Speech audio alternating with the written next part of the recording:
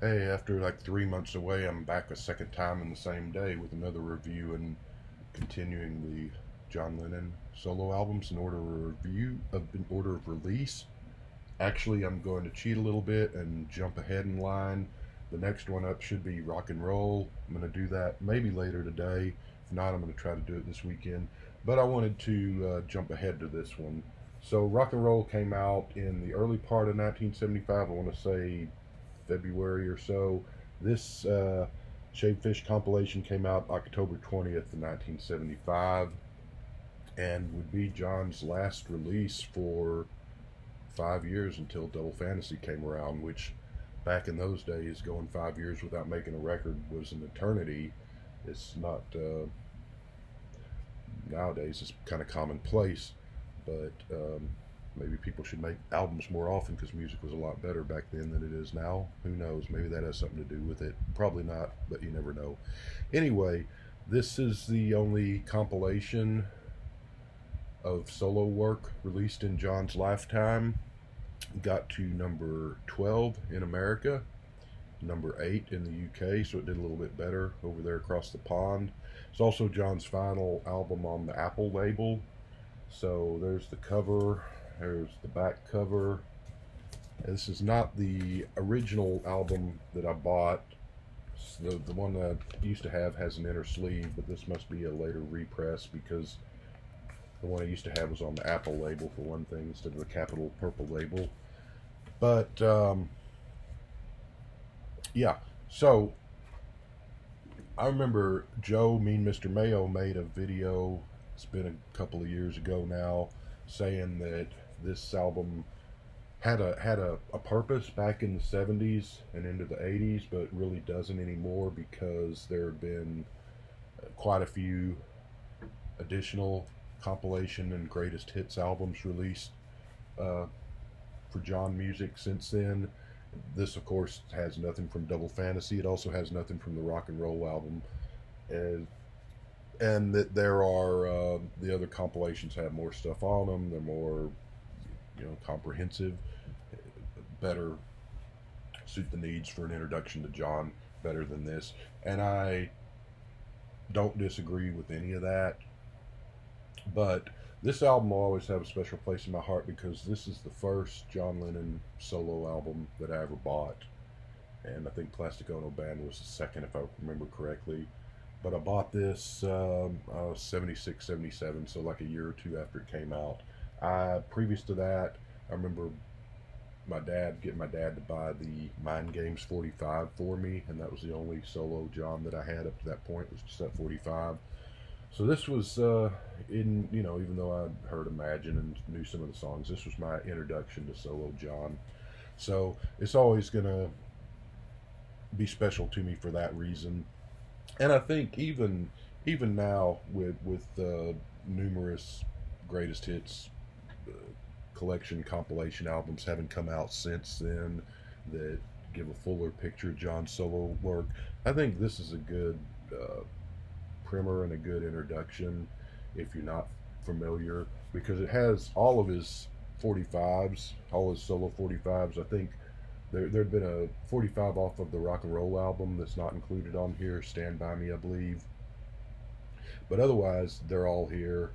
And so uh, don't get any album cuts, but you do get all the 45s. So that's a good thing. I'm not going to really go through and review these songs one by one because a lot of these are on albums, and I've already reviewed Mother and Imagine, Mind Games, Number 9 Dream, and all that.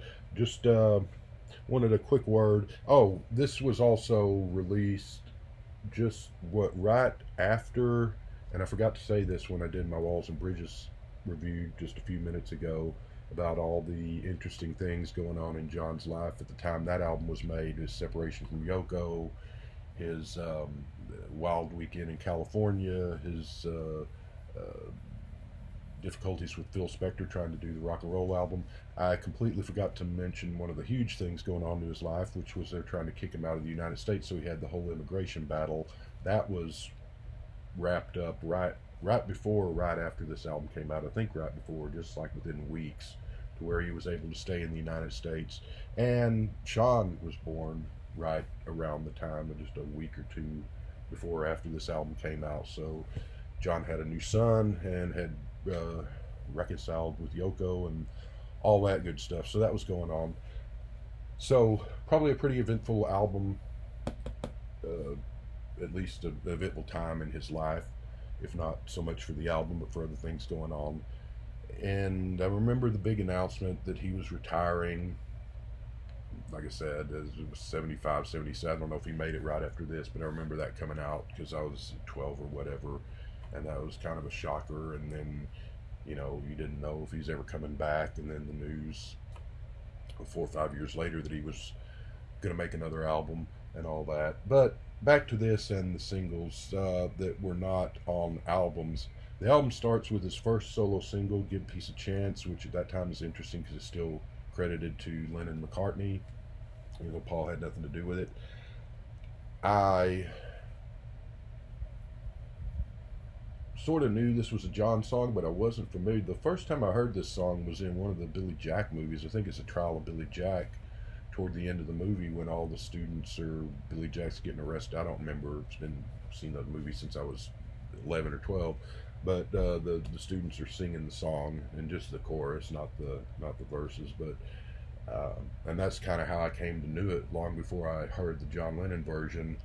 So when I got this, I was kind of perturbed that it's split in half, and instead of giving you the entire song on this album, if you wanted the entire song, you had to go track down the 45, which was not so easy to find in 1975. And a little pricey if you did. I eventually got it, but so you only get like a minute of the song to open the album, and then it goes straight into Cold Turkey, and then the song reprises at the end of the album, but it's the live version from the one-on-one concert instead of the Studio 45 version. So I wasn't too happy that you didn't just, you know, why can't they just give us the whole song instead of splitting it in half? When I finally did get the 45 and had heard the whole song, which I've heard many times in the years since, it occurred to me that I still wish they would have put the whole song on here, splitting it instead of splitting it. But it's a great slogan song, and usually when you hear people at a demonstration or a vigil or whatever singing it, that's all they're singing. They're not singing the thisism, thatism, bagism, ism parts. It's not a great slogan song on par with something like All You Need Is Love, which is a great slogan song, but it's also a great song, just standalone song. Give Peace a Chance, sort of a ragtag, and I think it was just made up on the spot, and whoever was in the room is who plays on it. So there's a certain on the fly charm and quality to it in that respect. It's still not a great song, so I'm going to give it probably like a 5, or I'll give it a 6 for the charm, but it's not something that I go out of my way to listen to very often. I do like the sentiment. I do like the chorus of Give Peace a Chance. The John just shouting out whatever comes into his head for the main body of the lyrics is fun to hear a few times, but gets a little tiresome pretty quick. So what I say, I give that a 6. It probably really only deserves a 5. The other that goes straight into his second single, Cold Turkey, which was when I was younger, I thought it was a bit too not intense is the word, but just grating. Wasn't crazy about it. I like it a little more now, the guitar and all. It's not a pleasant song because it's about, you know,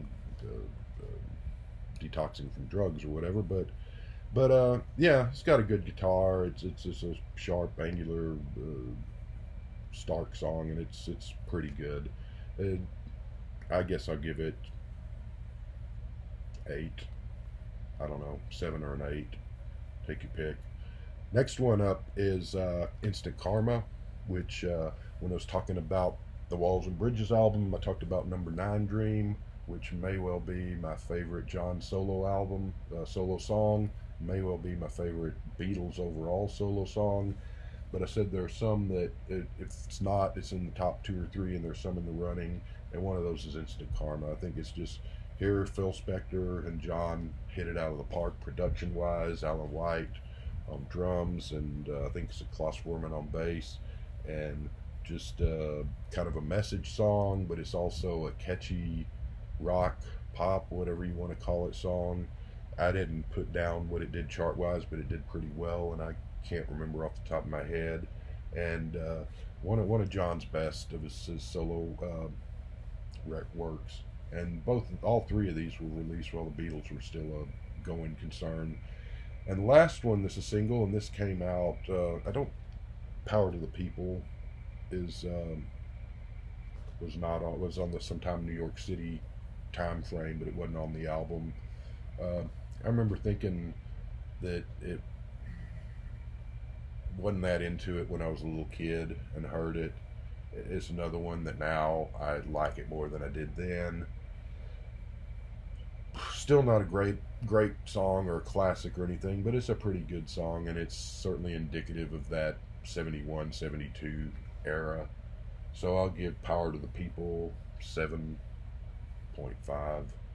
Split the difference between a 7 and an 8, and it's probably really more like a 6 or something, but it's grown on me some, so I'll go with 7. The rest of what's on here, with one exception, is like I said, was on other albums.